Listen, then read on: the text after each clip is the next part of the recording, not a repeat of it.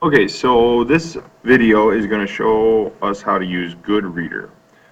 Whenever I'm looking for an app, I usually just go all the way to the left and I can start to type in the name of that app and it'll show up here for me. So if I have things kind of organized in folders, but I don't really want to spend time looking for that folder, this is a really quick way to find what I'm looking for on my iPad. So I click on GoodReader, and you notice here it brings me to kind of the main menu screen. As you can see here, I have a couple folders. I have Excel 7 and Math 7. Obviously, I don't have the other cores because I only teach math. But then I have a bunch of worksheets down here. It is kind of nice to get things organized. Just kind of on a side note, you should never delete a worksheet, especially one that is completed, until you know that it has been graded and put into the gradebook on Infinite Campus. And you can check your Infinite Campus app to make sure something's been graded. So sometimes students ask, hey, can I delete this? Do I need to keep it in here and it's taking up storage and kind of making things messy? A lot of times, yeah, you probably can delete it, but don't delete anything until you've checked to make sure that it's put into the gradebook. And really, it's not really necessary to delete any of your items. So again, a quick way to kind of organize some of this stuff. You can obviously click on sort, and you can see that you can sort things by name, by date, by file size. That's one way to do it. Um, other ways to do it, if I just click and hold, like I was just pressing on that item, now I can go ahead and click on any of these files, any of these worksheets, and I can say where I'd like to put them. So the one-step equations practice test worksheet and the 10-3 one-step, the 10-4 two-step, those are all for my Math 7 class. So once I've got them selected, I can come over here and click on Move, and then I can say where I would like those files moved to. So you notice I kind of was in the Excel 7 window, and then I click on My Documents. It kind of brings me to the main folder. Now I can click on Math 7, and as you can see, there's a whole lot of things in here. I got kind of all the math textbooks in here. You can actually create a new folder. If you just wanted to create like a chapter 10 folder, that can be done. So again, you can organize within a folder as well. But if you just want your items to be in that folder, it's pretty easy. All you got to do is say move 3 items here.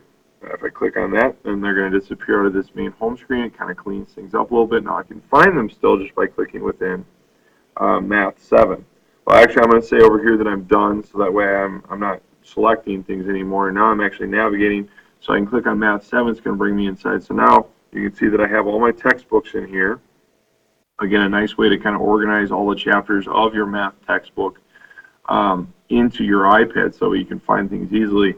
You may even want to title this folder differently. You might want to say, that you want to title it Math 7 textbooks, and then you can have Math 7 worksheets, and again, the organization is almost unlimited to how organized you want it to become, and honestly, the more organized you are, the better things are going to be. So I just selected those.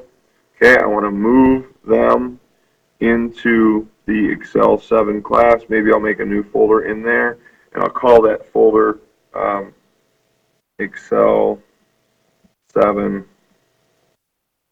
assignments. Okay, I'll hit OK. Now I got a new folder. Now I'm going to go inside of that folder, and I'm actually going to create another folder. And this one is going to be Chapter 9, Part 3, because that's where these assignments came from, the 966, 967. That's actually Chapter 9, Part 3 for that class and that topic. So I'm going to hit that folder. It's going to take me inside of it, and then I can say move those 3 items here. Okay, now I'm going to go ahead and hit Done, and I can kind of see what I've just done here. So I click on Excel 7. It's going to take me in here, so I can see all my Excel 7 chapters for my textbook. Then I can click on Excel 7 assignments. Within there, there's another folder. It says Chapter 9, Part 3. I can click on that, and then I can see those assignments. So you know, in any given chapter, you may have anywhere from like 5 to 10 different assignments. So it would be nice, you know, at the end of the year, if we go through, you know, 10 to 12 chapters, you're going to have like 120 different assignments in there. You don't want them all in one list. It'd be nice to kind of have it like this, where you have chapter 9, part 3, there'd be chapter 9, part 2, part 1, there'd be chapter 8, chapter 7, chapter 6, and they're all kind of organized in here. You can kind of find everything. Again, you know, it's not necessary to go ahead and delete things.